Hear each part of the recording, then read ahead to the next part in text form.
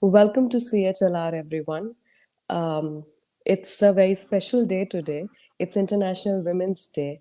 And for that, we have organized a special lecture series from the pages of history on the topic nation making and gendered violence, the South Asian experience.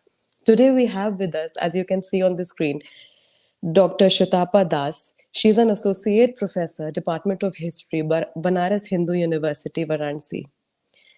She did her higher studies, her MA, MPhil, and PhD from JNU, and now she's a teacher at BHU. Ma'am, over to you.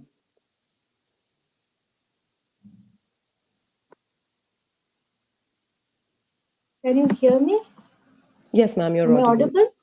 Yes. Okay. So good evening, all of you, all the listeners, and good evening, Vidushi.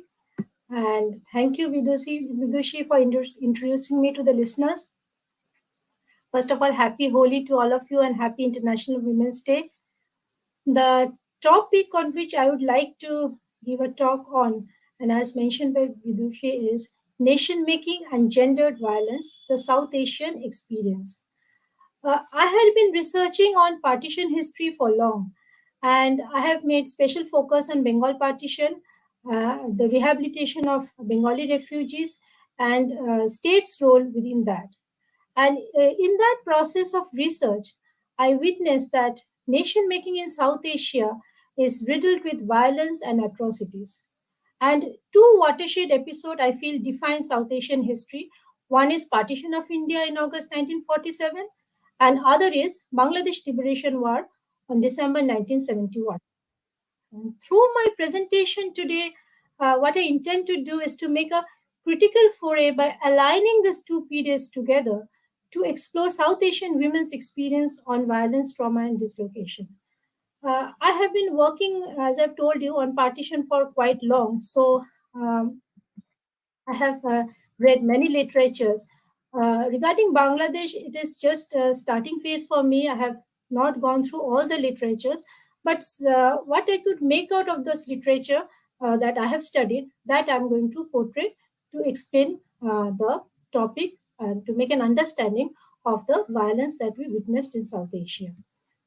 Uh, Before going into the discussion, I think it is pertinent to understand the term violence, especially when we are trying to understand it in the context of women. Now, violence in a general sense is any kind of bodily or physical harm done by any other person to a person. However, violence against women has an altogether different connotation. Such violence differs from the generic sense of violence because certain forms of violence are very much specific to women, such as sexual assault, molestation, and rape.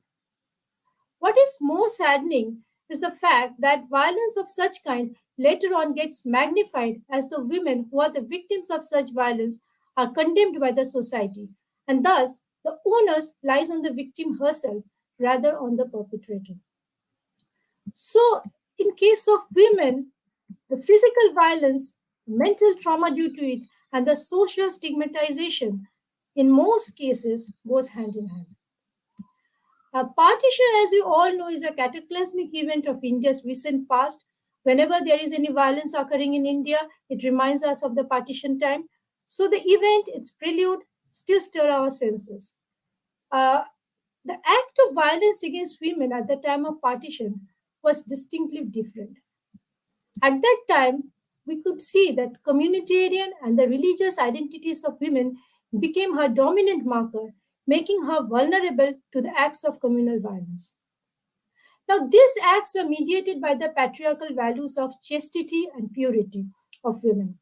Men of their community tended to end their women's lives so as to protect the integrity and honor of their community, whereas men of other community they targeted them as to so as to defile their body and thus defiling those of other community and nation in the process.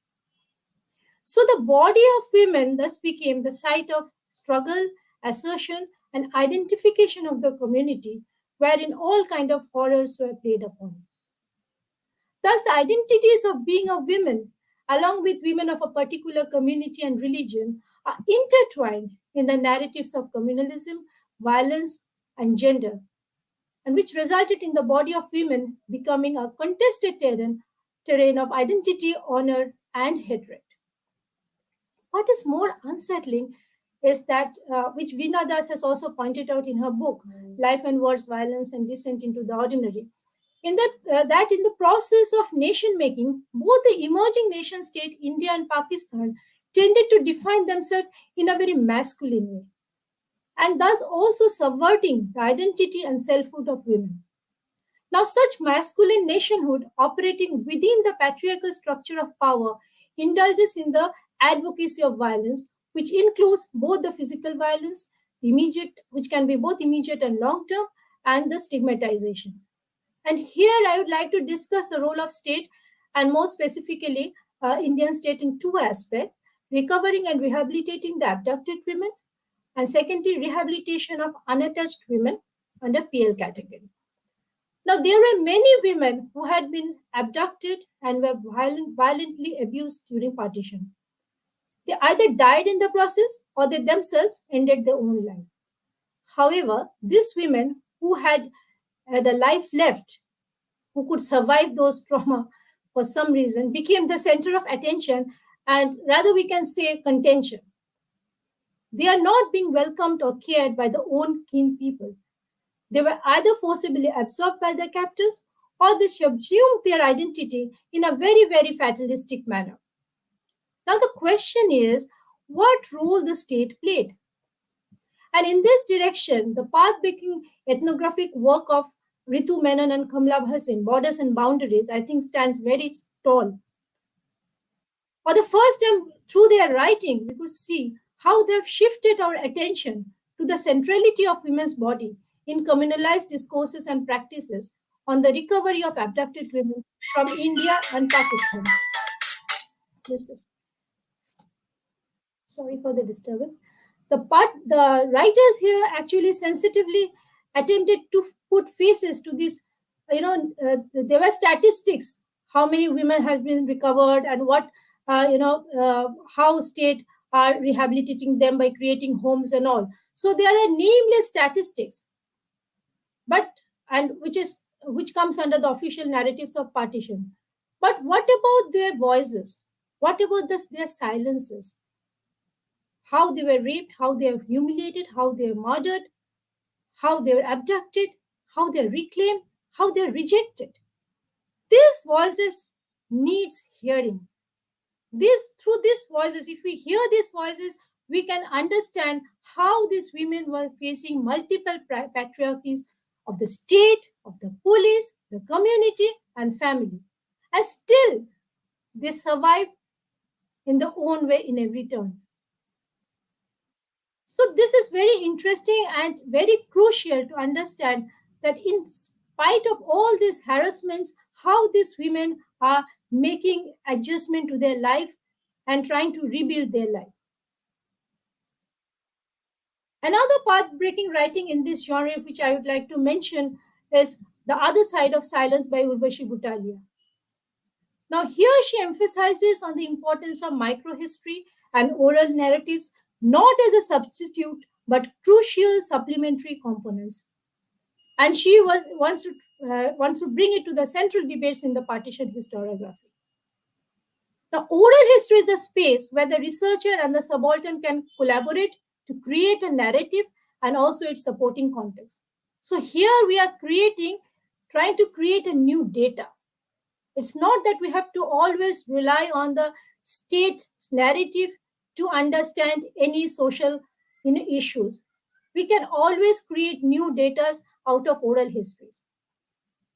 The facts of the event in oral history are not only the important things. How these facts are remembered, the emotions, the nuances of the speech, as well as the silences are equally important. It is this oral history which challenges the majoritarian power structure written in the written history. And this helps Butalia and many authors like her and the research scholars like us who joined later in this process of understanding the partition violence to integrate women in the official historical discourse. Boutalia's representation of India's partition is immensely fascinating because of her rare ability to situate sexual politics within a discursive nexus formed by patriarchy, religious nationalism, and real politics. Now, Boutalia tries to analyze the societal construct of women and societal construct of women resulted in her ideological, how it led to her ideological subjugation and how it led to colonization of her body. This represents her attempt at a full-fledged women's history of partition. If I would like to quote from her, um, she says, the abduction and rape of women, the physical mutilation of their bodies, the tattooing of their sexual organs with symbols of other religion, these acts have been universally condemned. But no mention has been made of this kind of violence by anyone, neither the families, nor the state, nor indeed by the historians. And yet, their scale was not small. Virtually every village had similar stories, which was referring to the villages in both Punjab and India, Punjab side, I mean, Pakistan side of Punjab and Indian side of Punjab. Now, for the purpose of relief and rehabilitation, if we look into the Indian state categorized partition refugees into three broad heads: agriculturalist, non agriculturalist, and permanent liability. And permanent liability was further classified into six different categories, namely the old, the infirm, the unattached orphans, women, dependents, and hard cases. And within that, to ascertain the extent of responsibility based on the duration of the stay or the duration of their maintenance, they were again subclassified into complete permanent liability, partial permanent liability, complete but terminable liability. And the women's section of the Ministry of Relief and Rehabilitation was set up on November 24, 1947. This was set up as an advisory board with Rameshwari Nehru as the honorary director to deal with the policy matters of rehabilitation of the abducted and unattached women and also the orphan children. And you can see that this section, this board has been looking after into the setup of homes in various parts of India, and like this, similar boards were also there in the various states, like in states of Bombay, Delhi, UP, and West Bengal. We could see that this kind of boards were created. Special homes were also set up for the purpose, and you could see that many of the abducted women actually refuse to go to their previous home because they won't be given that kind of dignity. They won't be treated well within their own families, so they were reluctant to go back to their previous homes. And then these women were then sent to these ashrams or special camps.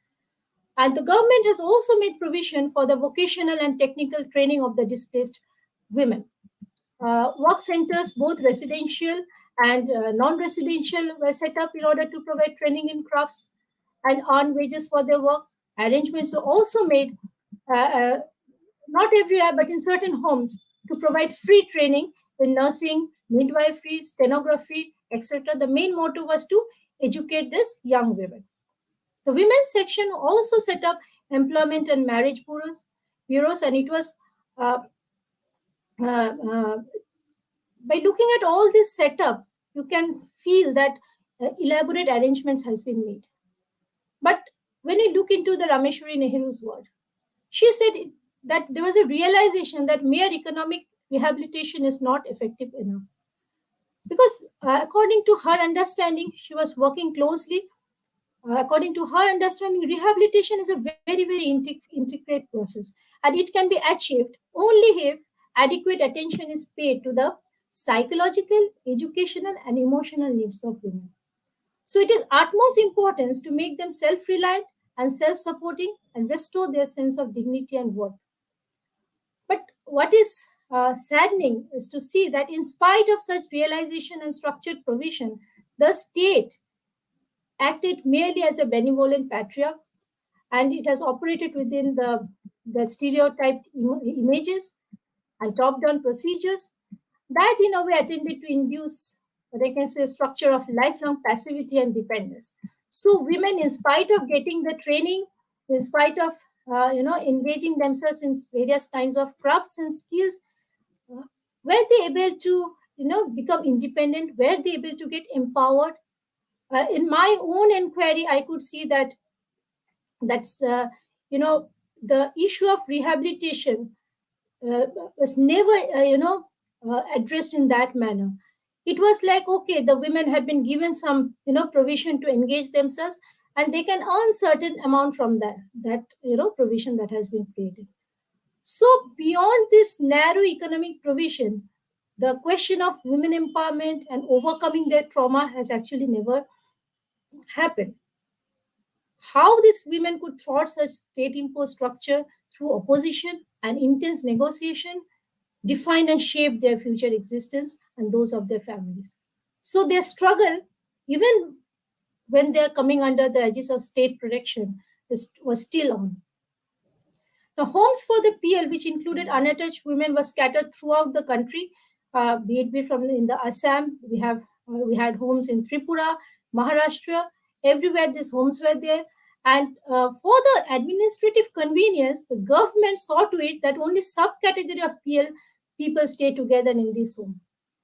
So you can see that state, for their own sake, has isolated them, and then they were kept in the same, in the same home, same type of people. All the abducted women will be in the same home, all the unattached women will be in the same home. So this kind of, this provision actually narrowed down the, possibility of the women to integrate themselves to the mainstream. Only those who have the similar fate, the government presumed that only those who have the similar fate, they can only be kept together. So Butalia and Barsin's writing has informed us that most of the time when women were pregnant, what happens when they have the children? What happens when the women are pregnant? That no, these women who are pregnant, they had no other option than to go through purification rite called Safaya. And Butalia has also mentioned one Dr. Kapoor, how it is a very regular thing for him to indulge in that kind of Safaya. The startling thing is government decided to turn blind eye to it. Problem arose when women had already become mother. Though unwilling to let the baby go, they had to, leave their children behind, because with those children, which are often termed as hybrid children, they won't be accepted in their family. So, unlike an abducted woman, a child in whom the blood of two religions have mixed in equal quantities was not so easily reintegrated, Butalia has observed. The post-partition abduction children, the war babies, thus emerged as a serious issue after partition. And these hybrid children were perceived as the living signs of communities' polluted izzat. So izzat is very crucial for women. So they are the fruits of foreign seeds that contaminated the pure genealogical flow of the community. The Abducted Persons Recovery and Restoration Act of 1949 created a separate category of post-abduction children and tried to restore them to the countries where they properly belonged to. So sometimes, even faced with social atrocities, mother would not let their children go. They had none else to look after them in later life. The reason. Now, there are prolonged debates on whether the children born of Hindu abductors and Muslim women should have been given Indian citizenship or be sent to Pakistan, and on what logic that has to be done. Now, these children now belong to the gray area between two warring communities, and the mother did not really have a choice other than to leave their children at the camps. So, is it not a violence? Is it like it is beyond the physical violence? It is a prolonged trauma. Even if they're alive, even if they have children, they had to separate themselves in order to, if they want to go back to their previous family. So violence here has a very, very wider connotation when we talk of women. It is beyond the mere, it is not only restricted to the physical violence, it is more than that. I'm not going much into Bengal partition, because in Bengal partition, the rehabilitation of Bengali refugees happened after 50s, when mostly, unlike Punjab, where instantly during the partition, the people migrated and there were enormous violence. But in Bengal, it came in a subtle manner initially, and it is from 50 so onwards we could see that deluge of refugees are coming, deluge of people, especially the Hindus, are coming over here, and sometimes as an avalanche, sometimes it was very slow and restricted. And it was from that time onwards that Indian state took the initiative to settle these refugees, and they were settled mostly outside Bengal because by that time Bengal and all the eastern states were saturated. So among within these people there were permanent liability group and permanent liability women within that permanent liability group. So these people, these women were also settled in this homes that was previously constructed for Punjabi women refugees, and the same norms were followed for them. They were given shelter in this barbed wired, the homes, and this kind of production wings and training centers were there. But when I have talked to, I have visited some of these homes in Madhya Pradesh, Delhi, and there, when I have interviewed them, interrogated them, they said that even though these provisions were there, they were never getting the full pay. And when they asked the authorities why they are not getting the full pay, because their kids are also with them, and they have to also fulfill the demands of the kids. So it was often presumed by the authorities that all the material needs has already been provided to them. Why do they need more money? So so the amount that the authority is giving, that should be sufficient enough for their survival. They cannot have any additional demand. They have to just be satisfied what the state is giving them. So this, in this kind of provision, I could see a violence because the women has their agency is completely denied, their demand, their aspiration is completely denied. So this is what which is happening in Bengal, Bengali women's rehabilitation outside West Bengal, and I have researched on that. Mm. And so this is the observation that I could make out from my research. And these women, many of them, the path is from East Pakistan. They will be traveling to West Bengal or other eastern state. From there, they will go to Mana, and from there they will be categorized as PL. And even if, like, suppose say they have brother and their family, they will be taken away by the state and settled in the various homes which was made specially for them. So this is also a violation because state determined their urban rehabilitation. Most of these homes are in urban settlement, and these are the rural women, and they never wanted to part with their brother or distant relatives with whom they have come all the way to India and Mana camp. But it was the decision of the state; they had to abide by it if they want to get any kind of rehabilitation. So this is also a very gross violation of their rights, gross violation and denial of their agency, which I feel. So similar pattern of violence is also witnessed during Bangladesh Liberation War. And I would like to take a quote from a newspaper report.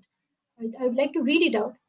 A truck came to a halt in a deserted dark spot and opened up to produce a pile of barely conscious beaten women tied up to each other. The women must have numbered in the hundreds. Soon thereafter, the army assembled them in age groups. The one considered capable of bearing children kept aside to reside in a rape camp for several months to come. The army commander gave out an order to his soldier. These women have to be impregnated. The idea was to produce a Pakistani loyal to their nation and religion. So you can see how horrifying the situation was during the Bangladesh Liberation War. The official estimate, if you look into that, 2 lakh to 4 lakh women were raped by Pakistani military as per the media reports. Uh, Jahanara Imam's book, The Days of 71, Ekatture Dinguli, And Anisul Huq's novel Freedom's Mother. This is the translated book. The initial, it was released in the name of Ma. These two books poignantly represents the untold miseries of the suffering lords, including women. The Liberation War Museum in Dhaka conserves the record of violence, death, and rape in 1971. I recently made a tour to Dhaka for a university for a paper presentation, and I saw how this records has been kept. So there has been a state acknowledgement of the violence and rape of women. It reflects that. So the women played a very pivotal role as combatants, informants, nurses, and more. They also have helped freedom fighters with food, shelter. They have also hidden weapons and risked their own life. Not only so, they have given their sons to war, lost their loved ones. But in spite of all this, they were subjected to sexual violence. Women's body has been used in the politics of war during the liberation war of Bangladesh. But the role of women is largely ignored. It is denied and misconstrued in the mainstream society. And now the state has treated all these, the rape women as birangonas. They've acknowledged them. They were felicitated. But in that process, actually, what happened is violence has been legitimized, and it has led to further stigmatization and sexualizing her. People can actually, looking at that, once they are biranganas, once they are known as biranganas, they are facing a lot of harassments from the community, from the society, and this is leading to another bouts of trauma for them. So, like Menon, Hasin, and Butalia, Cycle's books has also demonstrated the difficulties and the gendered experience in the official history of Bangladesh, which cannot be investigated through a clearly defined set of documentary records only. So, by critiquing women's historical invisibility and by drawing insight from women's narratives, it opened up a new lines of inquiry. And she asserts that in 1971, South Asia experienced different kinds of war: a civil war, international war, and a gender war. In fact, her book suggests that the horrors surrounding the 1971 was the culmination of unfinished business of 1947 partition and our inability to come in terms with the brutality towards women and children in the name of community, nation, and religion. And this is where when I read her book, I felt that we should try to bring all both this period of nation making together to make an understanding of the violence on women. Saikya made a very strong argument that history has to be served not merely as a tool for identity formation. If you want to, we need to decolonize our past and present. And thus, the collective memories that serve to dislodge the official nationalist historical narratives cannot merely be an account of the heroic deeds of the community.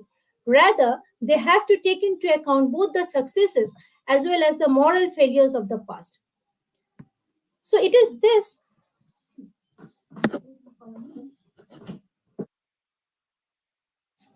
So, according to her, it is this which will ensure that historic, there is an ethical dimension when we, understand, when we try to understand this kind of social violence, and we should consider the ethical dimension and look into the war through the ethical dimension to understand this, the sufferings of the people.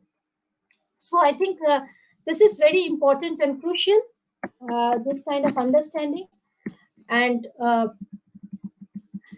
often we see that memory when we talk about traumatic memories, we often say that mechanically, if we talk of numbers and quantification process, we cannot actually understand traumatic memories. In fact, Pakistan questioned the authenticity of Bangladesh's claim to genocide on this argument. But for Bangladesh, East Pakistan, and other violence, I think quantification is very critical to indicate the enormous violence that has occurred during wars, especially on women. Numbers, I think, function symbolically to provide legitimacy and signifies the historical political process, shaping the collective memory for its new nation building agenda. In conclusion, we can say that we should be aware of the interlinkage between representation, violence, and identity. Identity politics along communal and caste line builds itself upon pejorative images of the others and creates an environment where violence is normalized. And as we can see from this discussion, this had disastrous consequences in the nation making process on the women, and the women were the women of this subcontinent became the worst sufferers of this kind of understanding, this kind of normalization of violence. And this interplay of discourse of identity, nationalism, representation, and violence equates, I think, greater lethality within the complicity of state. That's why I'm emphasizing on the state's role. State's role is very crucial. Women's experiences has been sidelined, excluded, or made invisible in the conventional, archival material of both countries. Disjointed yet highly productive ethnographic research has been done through Urvashi Butalia and others in India, and Saike and others in Bangladesh. And it's still continuing. But I think it's high time to visualize and create an experiential archive on women's contribution and suffering within the context of commonality and shared history. And it is in this way we can make a gendered understanding of history of war and violence of South Asia. So this is what I wanted to discuss. And I'm still working on it. Mm. So over to you, Vidushi.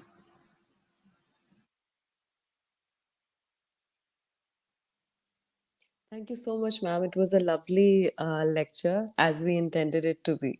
Thank you so much. Thank you. Can I leave now?